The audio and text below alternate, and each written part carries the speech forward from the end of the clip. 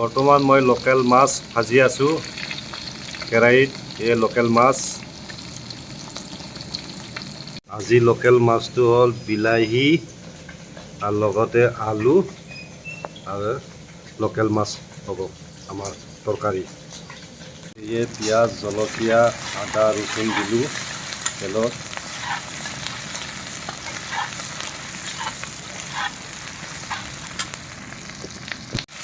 এই বিলাহী দিলোঁ, বিলাহীটো পূৰা গুড়াকৈ ভাজি ল'ম।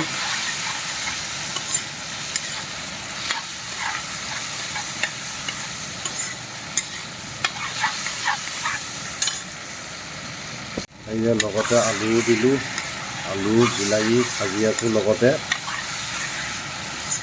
পূৰা গুড়া কৰি ল'ম।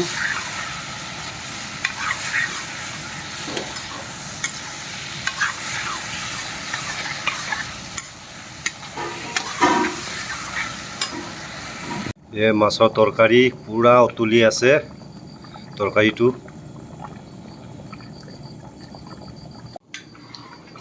আজি মাছটো হ'ল বিলাহী আলু আৰু লোকেল মাছ।